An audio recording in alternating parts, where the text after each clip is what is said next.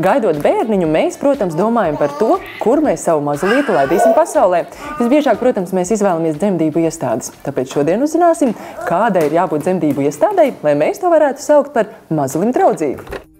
Bērniņa piedzimšana ir lielākais un skaistākais notikums ģimenē. Tāpēc tas ir tik ļoti saprotami, ja mēs vēlamies atrast īsto vietu, kur to piedzīvot. Mēs vēlamies būt kopā ar iejūtīgiem un atbalstošiem dzemdību speciālistiem. Mēs vēlamies, lai šī vieta būtu mājīga un mēs justos droši. Mēs devāmies ciemos uz Jūrmalas slimnīcas dzemdību nodaļu, lai uzzinātu, ko nozīmē mazulim draudzīga dzemdību iestāde, jo Jūrmalas dzemdību nodaļai šis tituls ir jau kopš 2005. gada.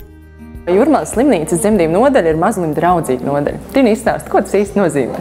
Mēs joprojām esam mazulim draudzīga nodaļa, un tie pamatprincipi jau balstās uz pavisam elementārām, normālām lietām, kas ir bērnu tiesības tūlīt pēc dzimšanas. Iegūt to, kas vairāk viņam pienākās, tātad mammas pienu, un attiecīgi censties to veicināt un uzturēt. Tu man parādīsi visu nodaļu? Jā. Mēs ieskatīsimies, kas te ir un kā te notiek, un tu noteikti pastāstīs arī vairāk. Pastāstīšu vairāk. Iesim. Viena no lietām, par kuru mēs īpaši domājam, izvēloties dzemdību vietu, ir tas, kādos apstākļos mēs ar bērniņu un iespējams arī ar mazulīšu tēti dzīvosim, jo mēs vēlamies, lai pirmās dienas kopā ar bēbīti tiktu pavadītas pēc iespējas mierīgāk. Viens no pašiem pamatprincipiem, kas ir saistīts ar mazulim draudzīgu slimnīcu, ir būt bērnam kopā ar māmu kopš dzimšanas brīža. Tad mēs tiešām cenšamies, lai viss mūsu palātas būtu ļoti līdzīgs šai. Un šādas palātas mums ir pavisam 12 palātiņas, un tikai 2 no viņām ir palātiņas, kurās atrodas mammas, kas ir pa 2 vienā istabiņā. Visas pārbaudes, kuras nepieciešams veikt mazulīti, notiek ģimenes istabiņā māmiņas un tēta klātbūtnē, jo mazulim draudzīgā nodaļā bērniņš kopā ar savu māmiņu atrodas 24 stundas diennaktī. Tu teici arī par to pieniņu, ka tas ir ļoti svarīgi, lai bērniņš dabūtu tieši mammas pieniņu. Kā ir? Es nedrīkstu nebaz ņemt dzemdību somā līdzi pudelīti, braucot uz Jūrmalu. Mēs jau neesam cietuma uzraugi. Paņemt jau līdzi te var, bet godīgi sakot, pudele mūsu nodaļā ir tabū, un cik tas vien ir iespējams, pudele netiek izmantot mūsu nodaļā, jo viss ir kārtībā tad, kad ir kārtībā, un mēs esam gatavi palīdzēt un uzsākt dzīdīšanu, un visiem spēkiem cenšamies, lai tas izdotos pietiekoši sekmīgi, un šajā gadījumā pudele nekad nebūs palīgs. Reizēm un reti, bet tomēr iznāk iedot arī maisījumu, tad katrā ziņā mazliet citādāk tas tiek viņiem bērnam piedāvāts no špricītes, no karotītes un visādi citādāk, bet tā nav pudele. Dīna, kas ir arī zīdīšanas konsultante Jūrmalas dzemdību nodaļā, saka, ka tehnikas, kādā veidā bērniņš saņem pienu no māmiņas krūts un no pudeles, tomēr atšķiras. Tāpēc viņi pudelīti neiesaka lietot mazulīša pirmajās dzīves dienās. No krūts mēs vienmēr zīžam, un no pudeles mēs vienmēr sūcam.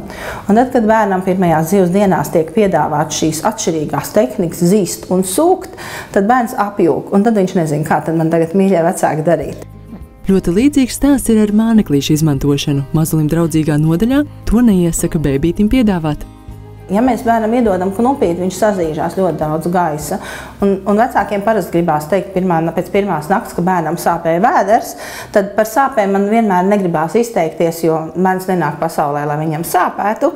Bet, ja mēs viņam piedāvājam knupīti, tad tas gaiss nonāk zarnās, un tad par diskomfortu mēs tiešām varam runāt.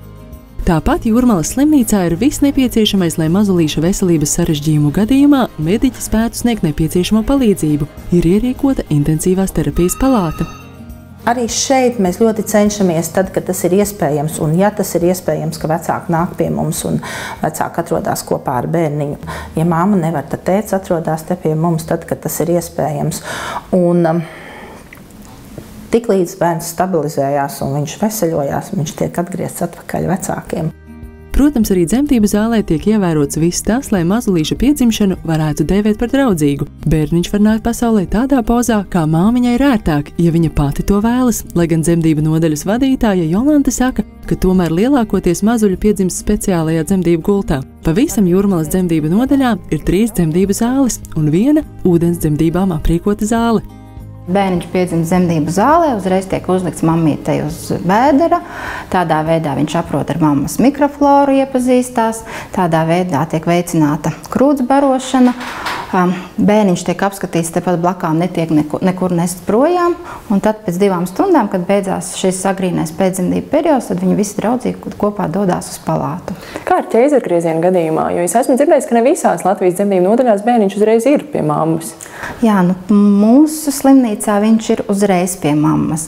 Tad, kad viņš piedzimst, tad ir pirmā buča operācija zālē, bērniņš tiek sakopts, un ņemot vērā to, ka ķēzargrieziena operācija, tādā labā gadījumā parasti ir ļoti ātra operācija, tās ir 20-25 minūtes, tad pēc operācijas mamma uzreiz dodās uz savu palātiņu, kur viņi ir ieplānojuši dzīvot, un bērniņš jau mammīte gaida šajā palātā kopā ar tēti. Un tas jau ir drīz? Tas ir drīz, tas ir pusstundas jautājums. Jā, patiesībā pat mazāk. Protams, arī tētis vai kāda cita atbalsta persona drīkst piedalīties dzemdībās. Jā, arī ķēzargrieziena operācijā, ja nenotiek nekas ārkārtējs. Iesim apciemot mazu bēbīti, kurš tikko ir nācis pasaulē. Hei, labrīt! Labrīt! Labrīt, es pie jums ciemos. Droši. Šis būs jums. Paldies. Saimniecībā noderēs, vai ne? Paldies. Sveika! Kas tad te mums ir ieradies pasaulē? Dārta. Sveika, Dārta! Kāda mazīte! Cik dieniņas Dārta jau redz šo pasauli? 3 dienas.